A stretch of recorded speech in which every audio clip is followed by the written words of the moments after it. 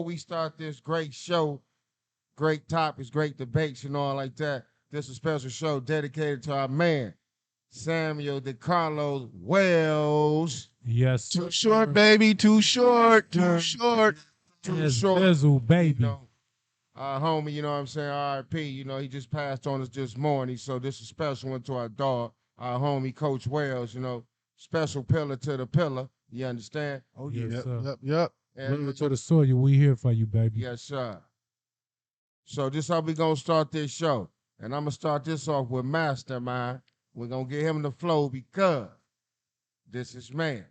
And he spoke hardly, and dedicated to him. So let's talk about the Amber Alert and child abuse that Bud, Terence, Crawford, Bud, Terence, Crawford, Terence, Bud, Crawford put on Earl Spence. Oh my God. We're gonna start off with you, Mastermind. Man, this is one of the greatest day I ever had, America. Y'all should have seen me. I'm at the house watching it, baby, looking at it. I see Earl Spence come out thinking he gonna do something.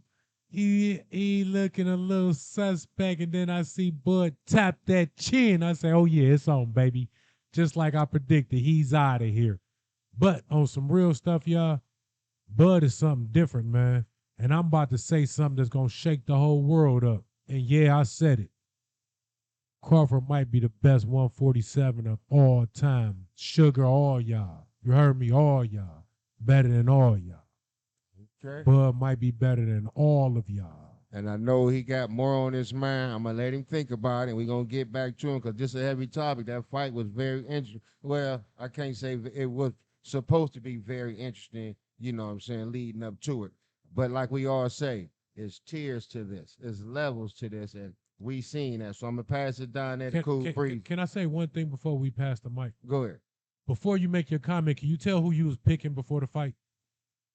Oh, he talking to Cool Breeze. You talking I'm to saying me? whoever answered the Yeah, question from here on in. Whoever answered the question, please state who you had before the fight and why. Because it was a whole lot of people that was going with Mr. Earl Spence. I mean, one of the reasons why I thought Earl was going to pull it, actually, I thought because it was two great fighters fighting each other. Two great fighters fighting each other.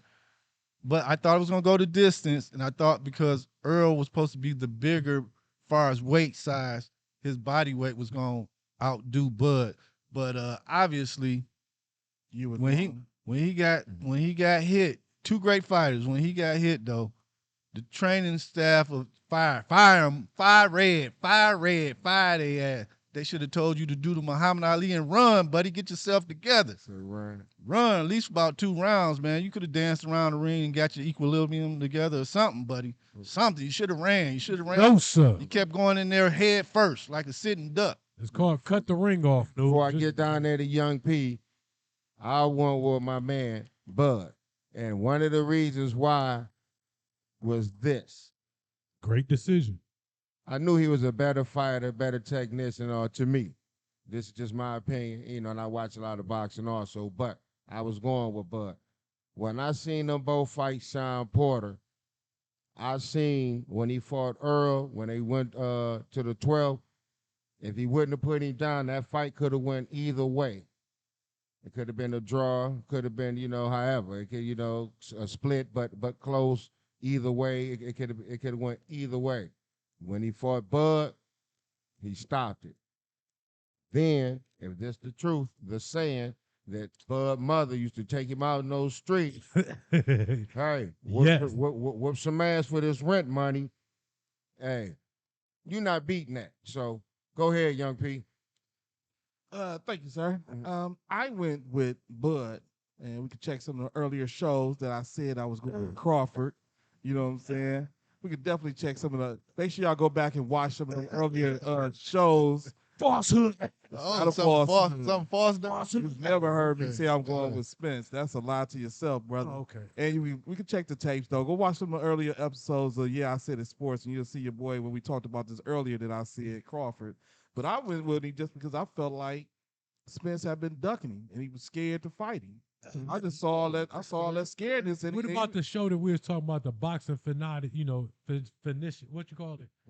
Aficionado? Yes, aficionado that you referred to, that show. Yeah. And the boxing aficionado that you went to, he went with Earl Spence. I don't have nothing to do with. I thought so. That's what, I thought that's what you said on the show. Like, I'm going with Earl Spence because I went referred to my boxing aficionado, and I said, what Debo tell you? No. I might be wrong though. I think you're wrong, but listen, you're right. I'm positive you're wrong. I knew. See, like they say, what they say, flock together, such and such. What they say, something. Birds together. Birds of a feather flock together. Thank you, fellas. Like how we do. Now dig this here. When I seen Caleb Plant smack the shit out that Charles brother, and I knew he hung with Earl Spence, I said Crawford. Oh, man. And that's exactly what he hit. Hey man, he was hitting him like my man was hitting Apollo Creed when he was hitting him all across the ring, man. He ragged out him, man. So what they say, dog walked him. So look. You don't want none of that, man. You don't want no more of that smoke. You know he calling him out for a December fight. Them punches you was throwing, he was catching it with his hands like he was Pernell Whitaker or Floyd or somebody, man. Just you know what I mean? to that chin. He was a man apart on that, man. Like I say, it's tears it is. Like that they say Pat Holmes and then everybody else or this and that. It's boom. And then there's a nonsense like it's a big gap. And then everybody else. You got to start fighting the Enuses and all them other guys so we can see where really everybody's staying. Nobody is standing up there with Bud so far since y'all two fought. So, anybody got something to say? I agree with that. I agree that you got to get in there, like he said. You got to go in there and fight Boots Enos, Earl Spence. You got to fight some of these names that they keep talking about want to come back. You might even have to get in there and go against Keith Thurman. You understand? Just to show me that you still got it or something, you know? Because other than that, buddy, I'm leaning towards, like they've been saying, maybe you might need to just call it quits, buddy. And this go back to that question that we said. Earl? Yeah. Earl need to call it quits? If he looked like that, man, everybody going to try to do exactly what Crawford did to him. Right. Because that head was slow. They already know. He ain't had no movement. So let me ask you this. I mean, I ain't mean to cut y'all off. I mean, I think one of the key things that happened was I don't think Spence was prepared for Crawford to fight left-handed the whole damn. Why not? You know this man is a switch hitter. You know that he likes to fight southpaw preferably. So why wasn't you expecting that? Most fighters, because they right-handed, most fighters will do it maybe for a round or two, not the whole, not do the whole thing. I don't think he watched the Earl. I don't think he watched film. That's just my opinion. Earl Spence. Since I feel like I've been saying, me and Mastermind been saying this for a while, I haven't really seen you fight anybody. So my thing is this: when you come back, I gotta see you fight Adrian Broner or somebody. Yep. You're on that level to me now. But that fight right there made me look like you on the Adrian Broner level. See, yeah, I said a sports podcast. This is why we deserve our props, because this is the reason why we asked that question. Will the loser of this fight look like the new Anthony Joshua? And right now, you're looking like Anthony Joshua, buddy. Man. You ain't getting no more big fights. Let me ask y'all a quick question. If he wants to fight him again in December at the heavier weight, would that make any difference? Soon. No. That's too soon. I'm going to tell you something. Would that make any difference? Watch this here. No. Watch this here. Hold on, before I say, y'all got something to say? I say no, because that's going to make your head move faster at 157? I mean, 154?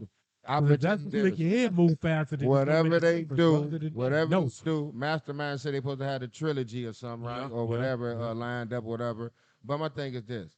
Whatever happens, if they fight again or keep going, it's going to look exactly like no. Yeah, it's going to look exactly like that. But everybody going to get fooled thinking, oh, Earl going to do something next time. Earl going to look like Deontay Wilder against Tyson Fury. Yeah. You just can't win. All 3 times. That's just my opinion, man. You can't win, Rocky. Right. Okay, let's move along.